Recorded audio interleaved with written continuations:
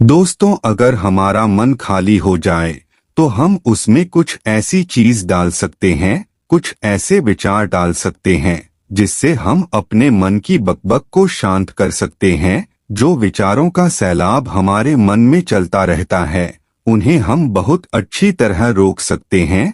और दोस्तों, अगर एक बार मन की बकबक रुक जाए तो फिर हम मन से जो चाहे वो करवा सकते हैं। इसीलिए अगर आप मन की बकबक को शांत करवाना चाहते हो तो इस कहानी को आखिर तक जरूर सुनिएगा।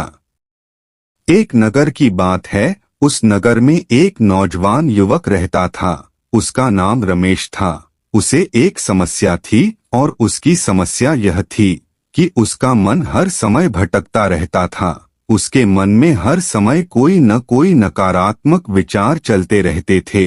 उसके मन की बकबक कभी शांत नहीं होती थी। वो जब भी कुछ सोच कर करता तो कुछ अलग ही कर देता।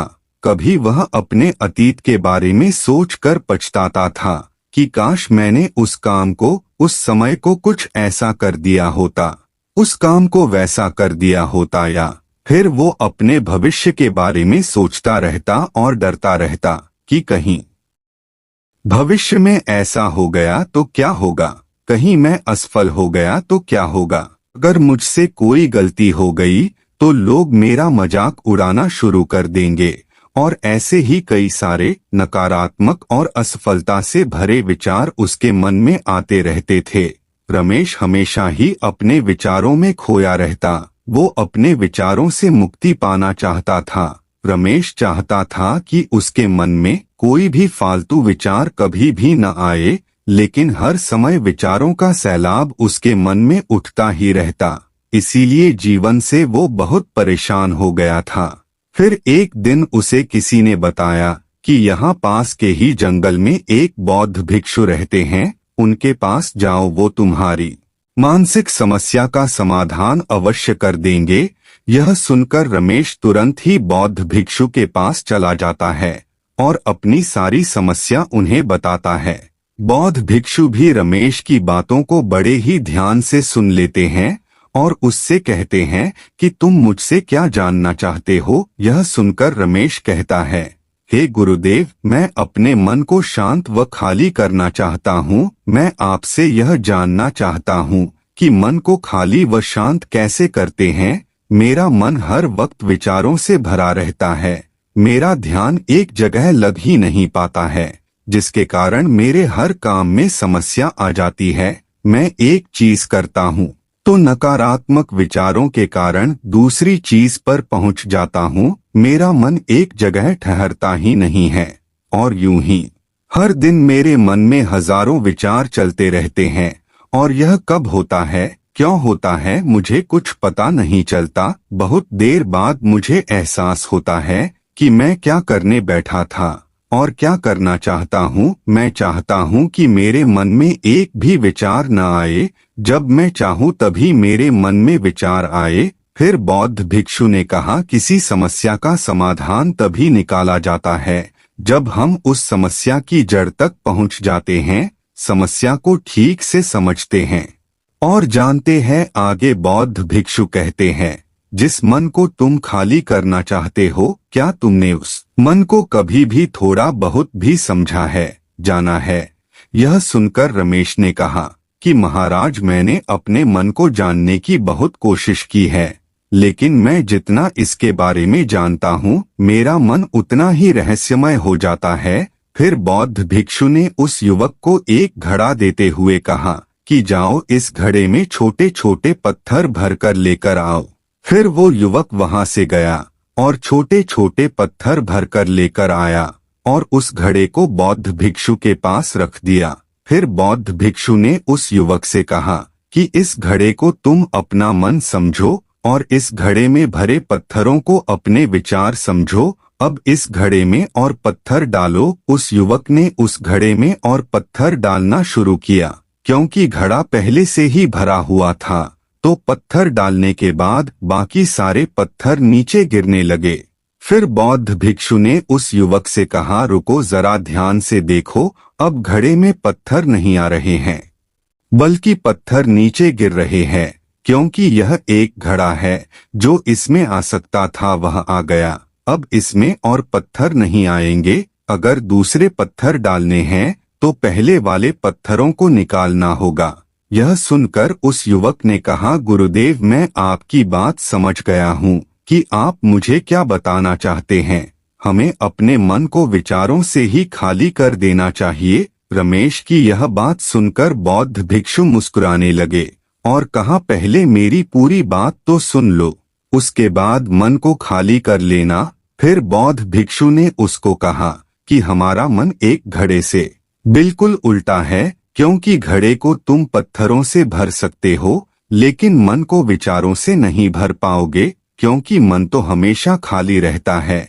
यह सुनकर उस युवक ने कहा, गुरुदेव, मुझे आपकी बातें कुछ समझ नहीं आ रही है। मन अगर खाली रहता है तो फिर हम उसे खाली करना क्यों चाहते हैं? फिर मन को खाली करने की क्या ही आवश्यकता है? फिर बौद्ध भिक्षु ने उससे कहा, इस घड़े से एक एक करके पत्थरों को बाहर निकालो। रमेश ने वैसा ही किया। वह घड़े में से एक एक करके पूरे पत्थरों को बाहर निकालता रहा और ऐसा करते करते घड़ा खाली हो गया। फिर बौद्ध भिक्षु ने उस युवक से कहा, देखा तुमने, जब तुमने एक एक करके पत्थरों को बाहर निकाला तो ये घड़ा खाली हो गया।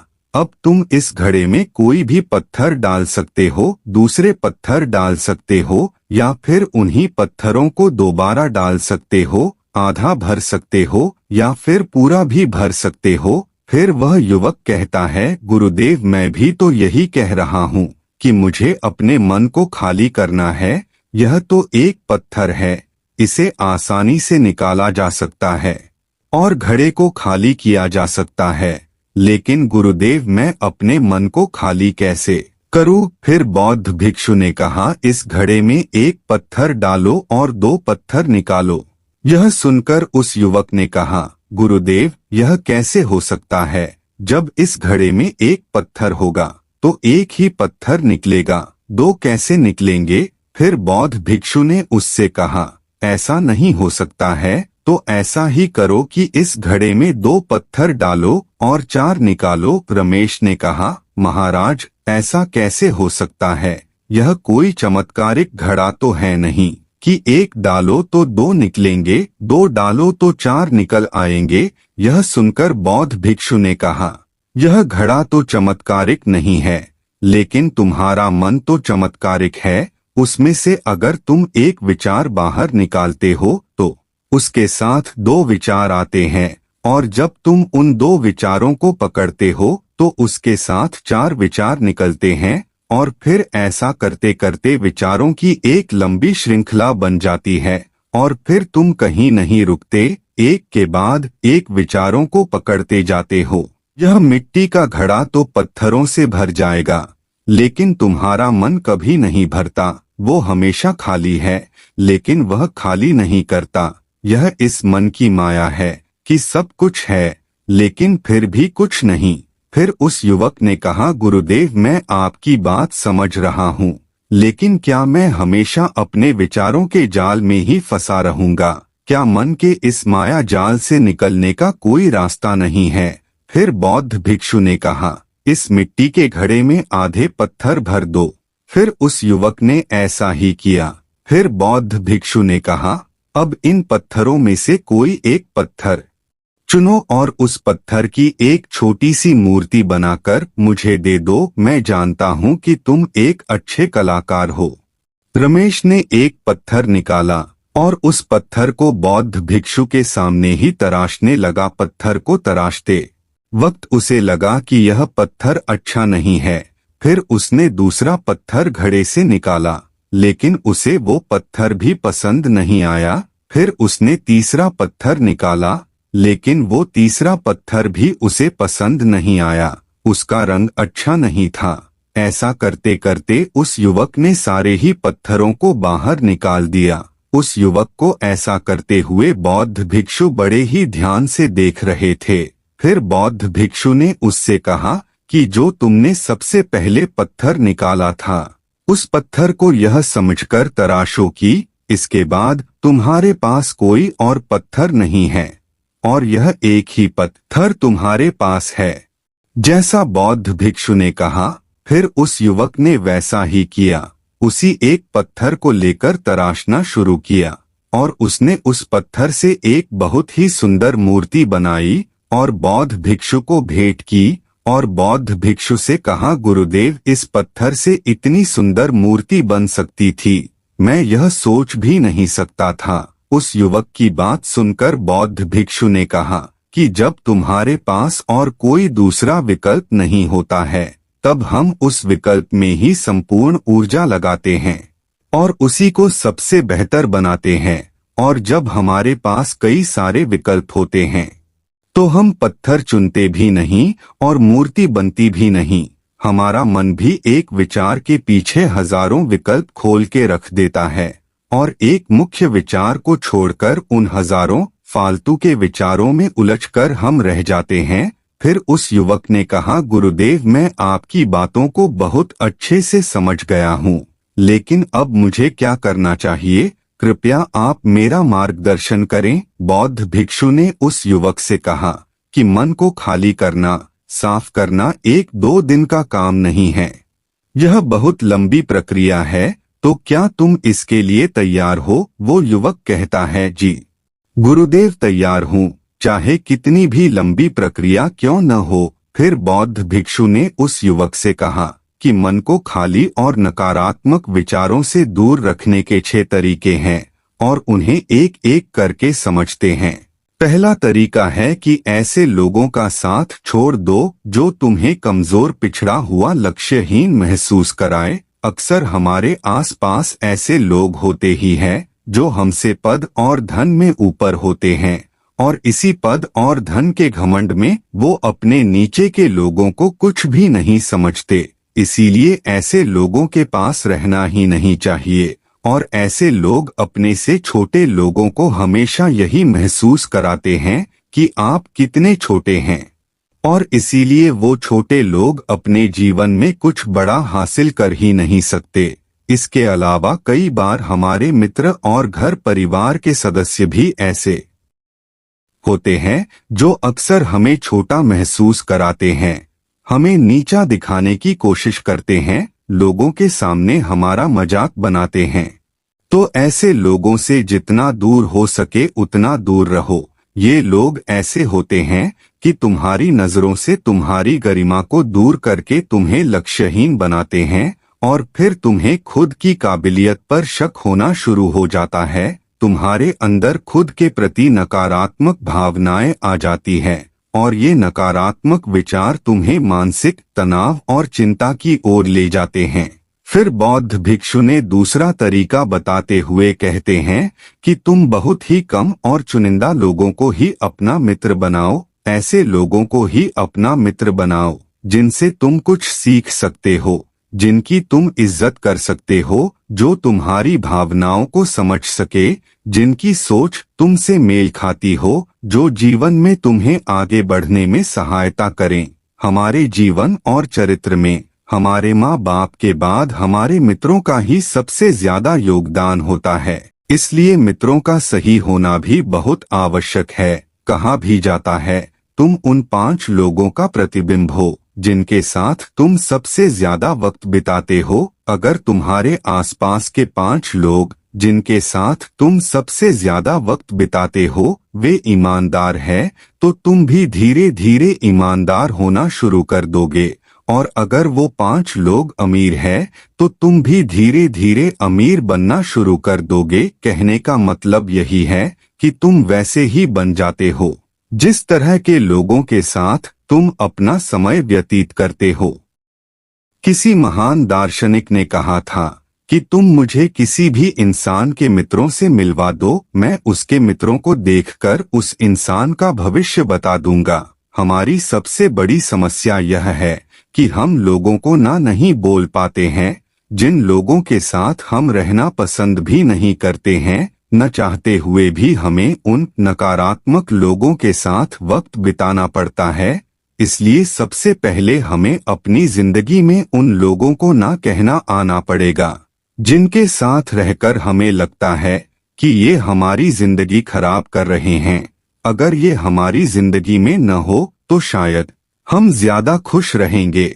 बौद्ध भिक्षु आगे कहते हैं, तीसरा तरीका है कि तुम कभी भी अपना अतीत नहीं बदल सकते, लेकिन तुम अपना भविष्य अवश्य बदल सकते हो। इसलिए तुम्हें पूरी तरह से वर्तमान में रहते हुए उन चीजों पर, उन कामों पर ध्यान दो जो तुम्हारे नियंत्रण में हैं, जिन्हें तुम आज कर सकते हो, अभी कर सकते हो। बौद्ध भिक्षु कहते हैं, मेरी एक बात हमेशा याद रखना, केवल वर्तमान में रहकर भविष्य को संवारा जा सकता है, अतीत में रहकर नहीं।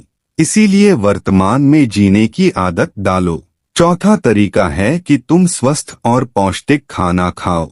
हमारा शरीर ऊर्जा से चलता है और हम जैसा खाना खाएंगे वैसी ही ऊर्जा हमारे शरीर को मिलेगी। अगर हमारा शरीर स्वस्थ नहीं रहेगा तो हमारा मन स्वस्थ कैसे रहेगा? जब शरीर कमजोर व बीमार रहता है तो मन में कई सारे नकारात्मक विचार आते हैं और स्वस्थ शरीर में स्वस्थ दिमाग का वास होता है।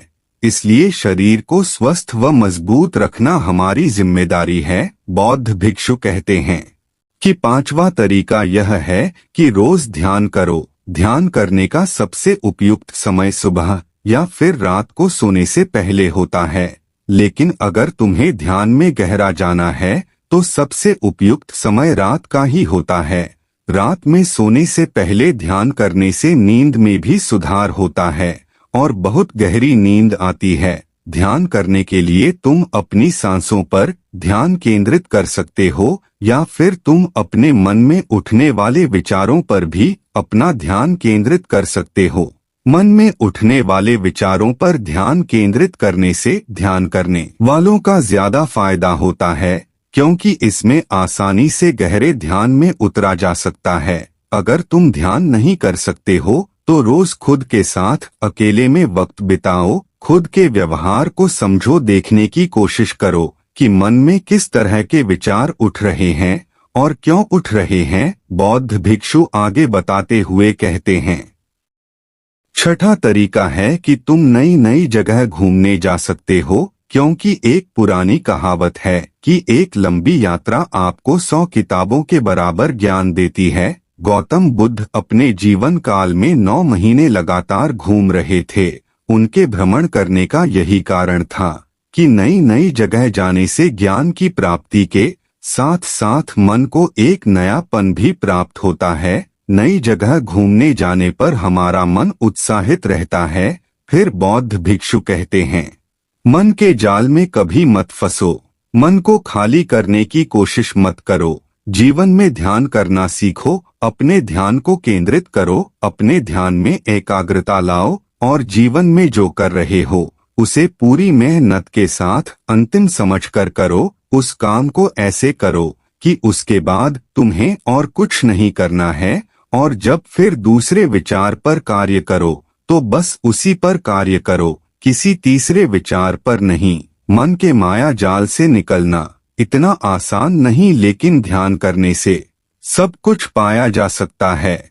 दोस्तों, आशा करते हैं आज की इस कहानी से आपने जरूर कुछ न कुछ मूल्यवान सीखा होगा।